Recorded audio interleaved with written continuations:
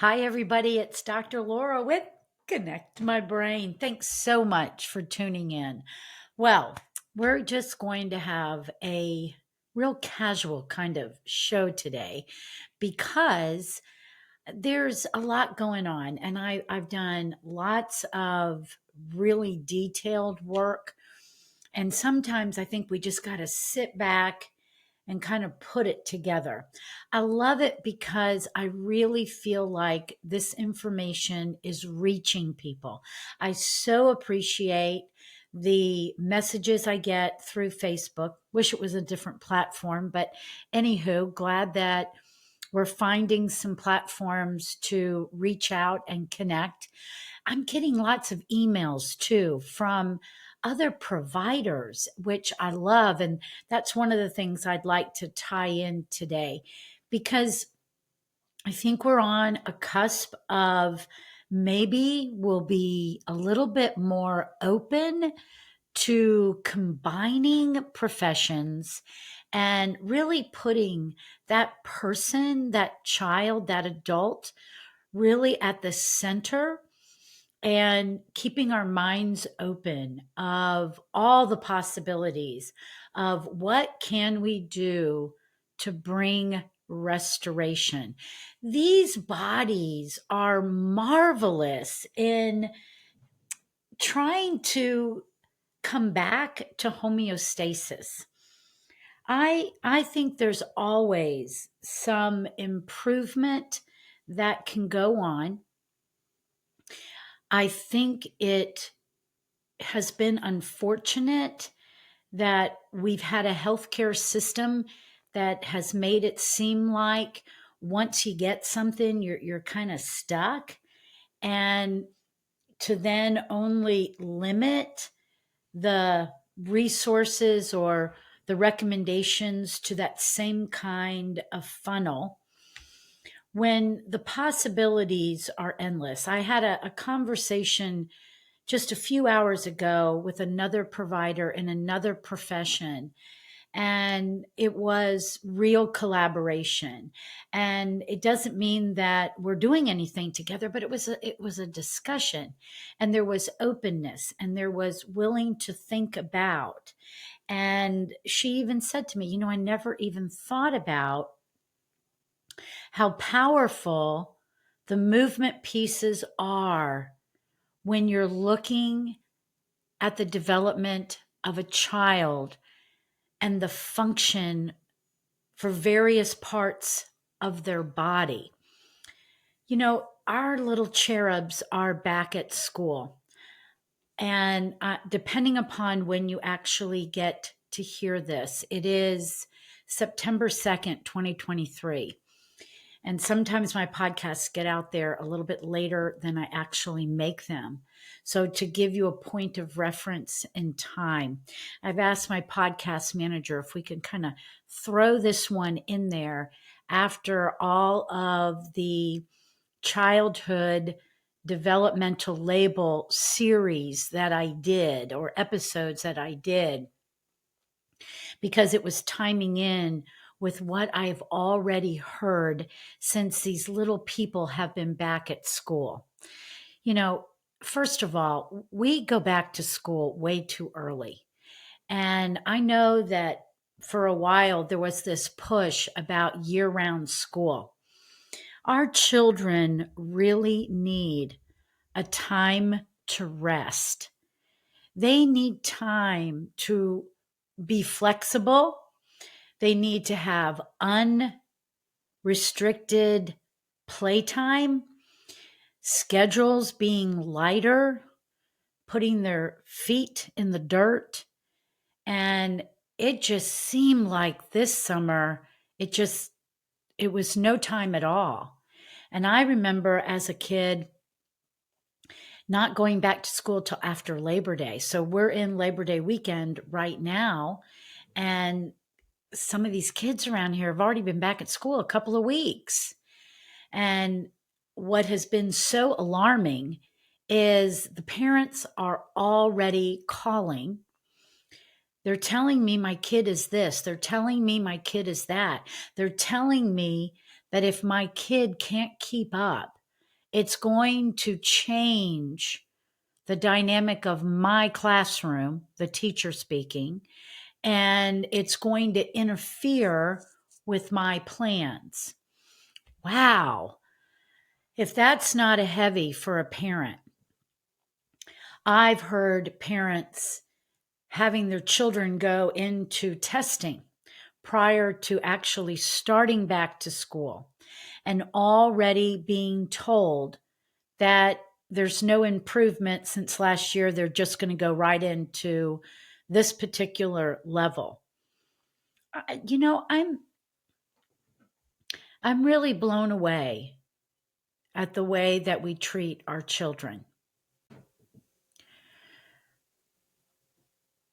Many times I think whatever was going on for a child the previous year, regardless of what you've done, you're already viewed in a particular mindset. And no matter what you've tried to accomplish over a summer break, a holiday break, whatever the case may be, it's never seen. And I know some kids in particular that I worked with over the summer before they went back to school. And the changes I saw were incredible. And I don't feel like our schools are open to understanding what might be going on for a child that has nothing to do with their capacity to learn, but it is creating an obstacle for them to learn. I think the number one thing is food. I actually heard in one of the podcasts that I listened to that, there's such a push on climate change for our country, which I just think is really not where we need to be putting our effort. There's plenty of other things that we could be focused on. And there's now even this push to go towards a plant-based diet. And I don't know if you've noticed this, but I have noticed it in the grocery stores, especially at Whole Foods, which is now owned by Amazon, that there is just a more plant-based options than there had been. And then I heard from this in the state of New York, they have removed beef and dairy from school lunches. When I was studying, earning the vast of credentials that I have, one of them is in nutrition, I actually did my final work on the vegetarian diet and the development of children.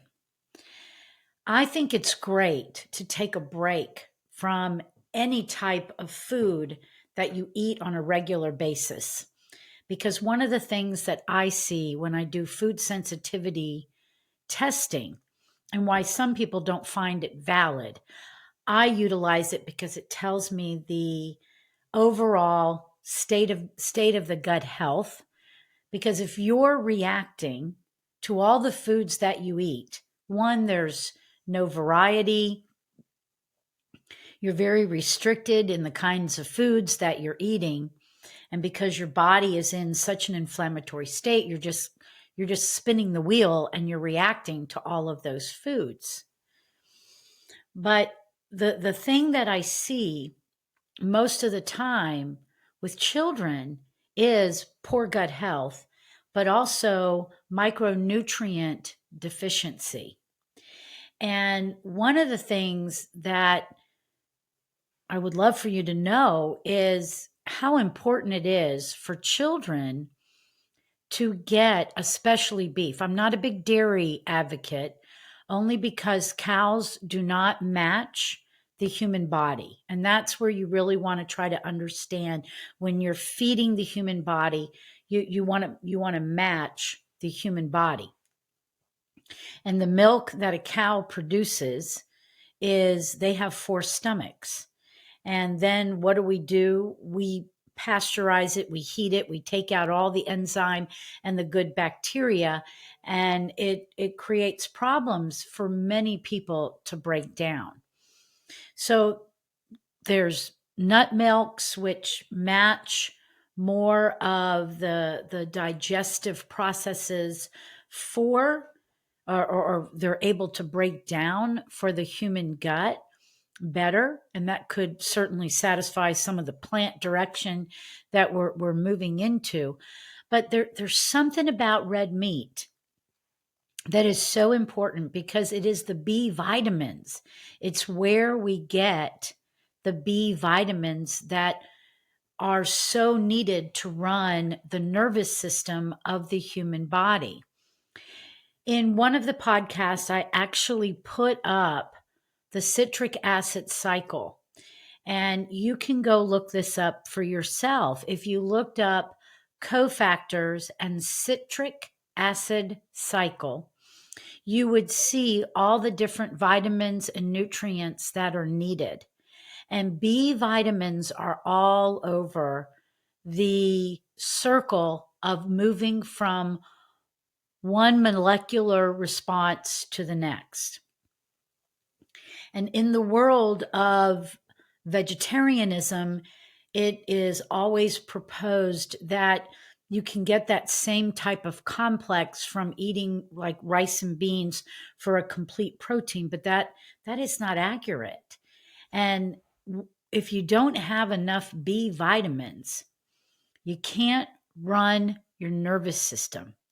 It's also related to the MTHFR, which that is all over different platforms in conversation, which is your methylation pathway, how you get toxins out, which you need to be able to have folate present in order to run this pathway, and that is a B vitamin.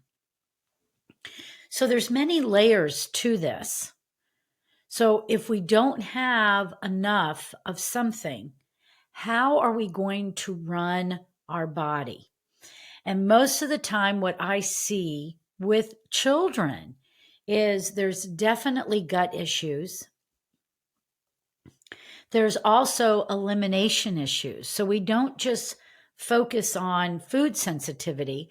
We also look what is happening when you are eliminating. And I used to see things like irritable bowel and leaky gut.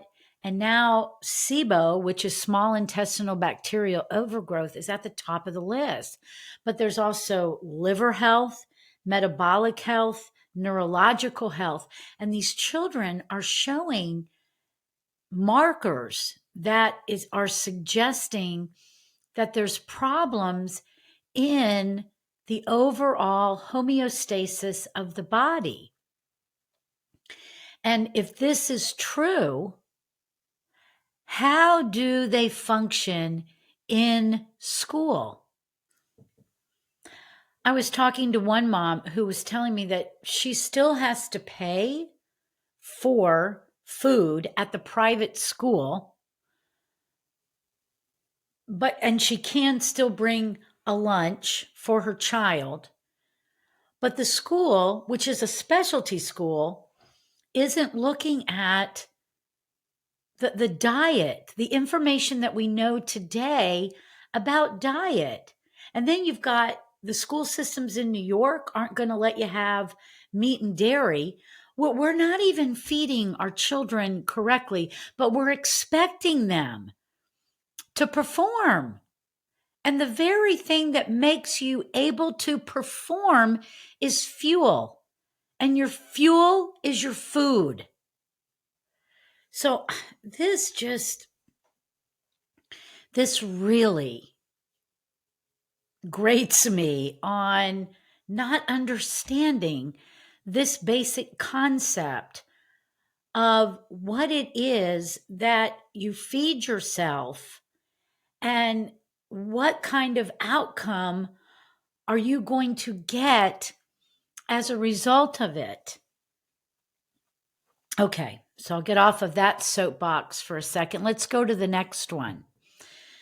So the next one is the auditory process and the visual process. So another case, child starts back to school. Within the first week, parents just get bombarded. Your child can't pay attention. Your child is interfering with the progress of the classroom. The only thing that we think is going to work is medication.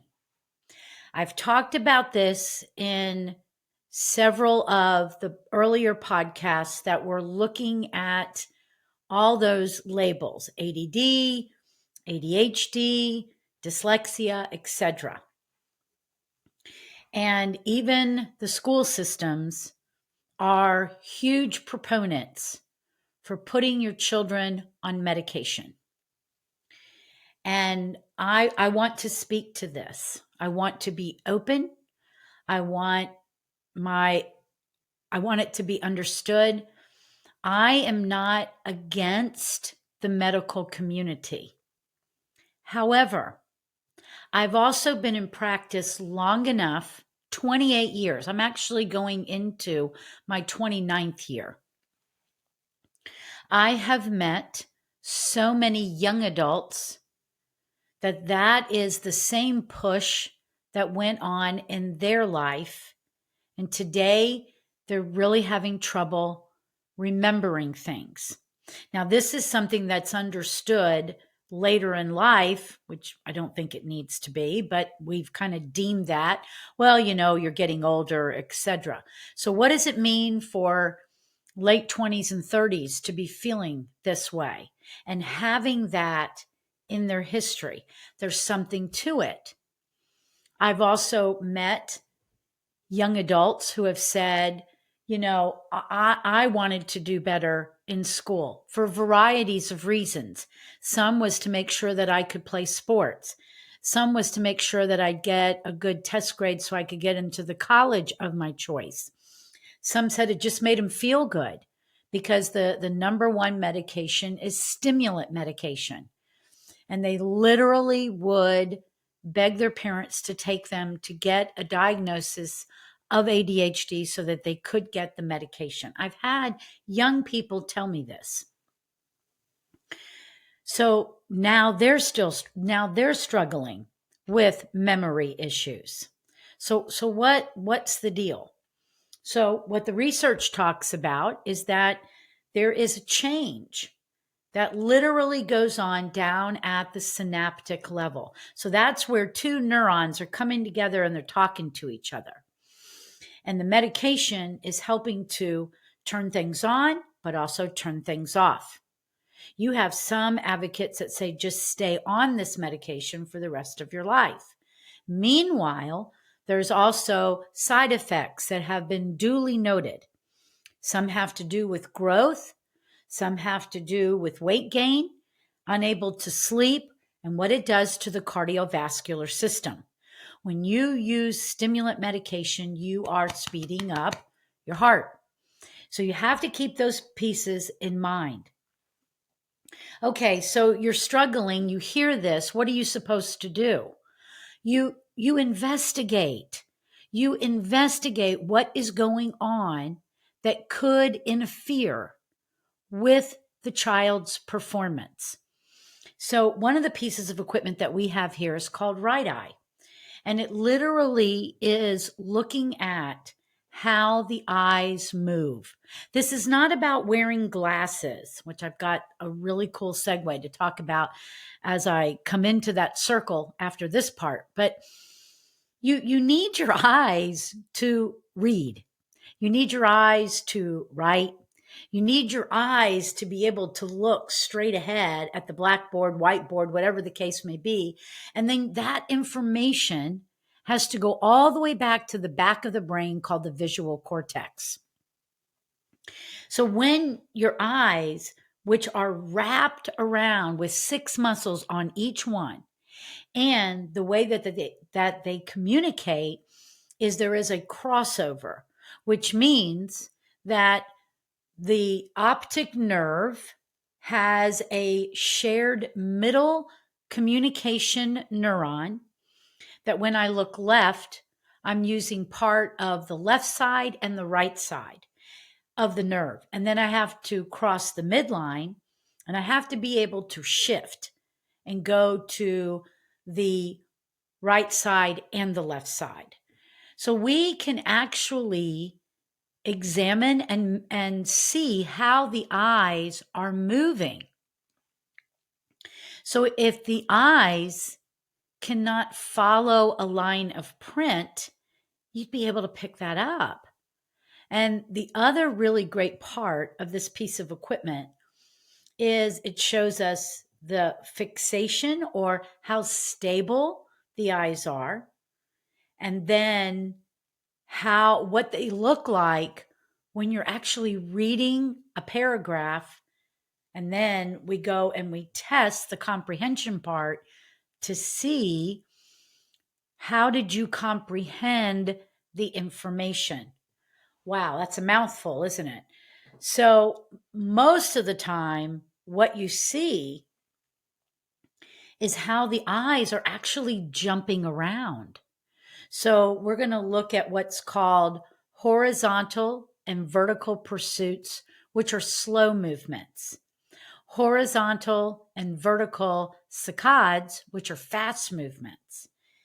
And then we're also going to look at what I like to call with the kids a staring contest. How stable are your eyes? Are they actually held in the center? And this is important because this is how stable you actually perceive that you are. In fact, all of this information is coming back through the eyes, which the eyes are the only neurological piece outside of your skull. And then that information has to go all the way back to the back of the brain. And then it's interpreted by other parts of the brain. And all those other parts are you. They are your emotional pieces. How emotional are you? These little kids are so frustrated because they're already being labeled. They're already being told they can't do something. And they're already being told there's something wrong with you. And they're getting very defeated. I think this is horrible that this is the way that we're structuring how we're going to handle the child that is having to move through learning a little differently. And the eyes are such a big piece of this. Well, I've already found some incredible functional optometry that is looking at the eyes from a different perspective. And this is what has happened with all of the different arenas of functional healthcare. So I'm sure you know the term functional medicine. And these functional groups encompass all different kinds of doctors. Like me, I'm a chiropractor or an optometrist or a psychologist or an endocrinologist or a cardiologist. More and more providers are coming into this arena because it is not just only let me look at your heart. Only let me look at your endocrine system. Only let me look at your eyes only. No, it's a functional approach, looking at the whole person and empowering them versus limiting them. And with this work, providers are also bridging together in order to see what I look at, like the brain, and if I put a specialty pair of glasses on your eyes and then look at your brain map, I can actually see what this is doing to your brain. This is the approach today that is going to help our children. This needs to be done in every aspect rather than telling parents the only option you have is to medicate your child so that the teacher can make sure that everybody in her group is following her plan rather than empowering that child to become a life learner. You know, I actually remember one teacher that I had in college. I never thought I was a good writer. I didn't think I had it in me to put the written word down on paper. It wasn't my handwriting. It wasn't that I couldn't like plug a word in. I honestly did not feel like that I was intelligent enough to put information together and create a paragraph and create a paper. And I remember this particular teacher sat down with me and she spent a lot of time with me. And she taught me basic rules of writing from a construction perspective versus just trying to scramble and just put words down. And it made a difference. It empowered me and helped me become it's part of my foundation of how I became a lifelong learner. And then I remember even with my own son, when he was in second grade, he had a marvelous teacher who really opened my eyes that my son was not perceiving sound and vision a particular way that could help him learn to read and write. Made all the difference in the world. And my son is brilliant today, and he's a finance man, and he's there. Nothing has held him back. And my daughter, she had developmental delay. She walked late, and the information that came along this journey of understanding their development is what brought them into who they are today, because I learned, I looked, I examined. There is no reason why the only option is medication. Now, in all of that trail of podcasts that I did, I gave you lots of history of how things have come together. But you are the parent, and you don't need to feel defeated. You need to feel empowered. I think it's time for parents to really look at where they are sending their children to school and what other options do you have. I'm going to bring a mom on, hopefully, maybe even next podcast or down the road. She has been on my podcast before. Her son went through the program. And as he went through a growth spurt, we needed to do a little tweaking. And so much has been revealed during this time that we came back together. And the majority of it is regarding his eyes. And so we're putting those right things in place that are going to allow him to be successful because his confidence is terrific. But I was having an incredible conversation with her, and I said, I really am interested more in homeschool for people today than I ever have been.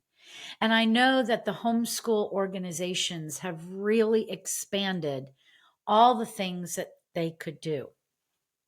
Well, she was so excited, and I don't want to like take away from what she's going to tell us, but They changed principles, and that allowed them to open a door to restructure the framework of the curriculum to really empower the growth of the brain of the child, which it's incredible to hear.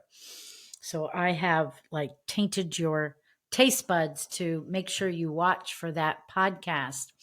But the other thing that we were talking about is, what do people that aren't able to not work, what are there options for people that don't have that flexibility to stay home? Well, apparently that's all opened up as well. So I encourage you, if you are in a situation that your child is being labeled, pinpointed, the only option is medication, um, I really encourage you to look outside of the box, because there are so many things that you can do. And here at Connect My Brain, we are more than happy to have a conversation. I want so much that if you go to the website and you use one of the contact forms, tell me when you're available. I get so many of you sending your information in, but I don't know how to get in touch with you. And I'll start trying, but I know our lives are so busy, and sometimes these emails just get lost. So if you let me know when you're available, I know it will connect us so much quicker. And I'm excited to talk to all of you. And that's always been my way, is that personal contact. So you can find the contact us on connectmybrain.com. I also want to really share a few little tidbits of what we're working on over here. That is, we're in the process of creating an app, and that it's going to lead to a membership if you want to be involved. And there's going to be one for parents, and there's going to be one for professionals, so that I can connect with you on a deeper level, no matter where you are, so that we can look at these things or find resources to help you navigate your steps. There's also the eSchool. Go look at the courses that are available so that you can start to get a little bit more information about the services that we are involved in over here at Connect My Brain. The last area that I want to touch on before we wrap it up is auditory, because there is a lot of children, and they will tell you, I get so distracted when there's other people talking or with loud noises. That is going to immediately change their ability to pay attention. So it's not just the eyes and how the eyes are pulling this information through the brain, and how this individual is now perceiving who they are in the world. But it's also the component of the interpretation of how the sound is coming in. The eyes and the ears are neurologically connected. There was one of the kiddos was here the other day, and I was talking to another child, and this one literally looked at me and said, "Could you just stop? I can't concentrate." And I was like, wow, okay. So, but I love those moments because it helps me see they were in the middle of looking at an abstract. They're given a couple of seconds to look at it, and then it goes away, and we're working on memory skills and strategic planning to help them with memory skills. So, sound coming in while they're working on memory skills, You may not see that connection, but it does. It interrupts their ability because they're distracted and their brain can't differentiate. Should I pay attention to the sound or should I continue over here? So imagine a child that's sitting there at a desk, maybe working on a worksheet or maybe taking a test. And if there are sounds that they are hearing, like maybe there's work going on outside the room, or there's another child moving around, that's going to interfere with their ability to concentrate. But it doesn't mean that they can't learn. It means that there's something going on that's creating a heightened distraction, and that has everything to do with the reflex system and how we get wired up.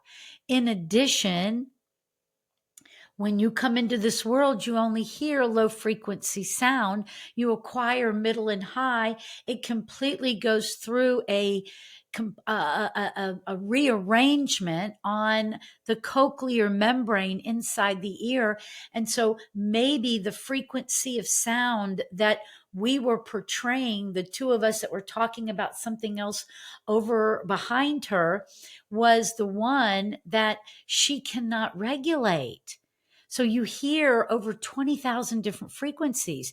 You could be perfectly fine in a handful of them and not okay in another handful of them. But there's so many ways to retrain the brain so that you can bring the capacity back that allows an individual to filter so that they can express truly their true intelligence and their true capabilities.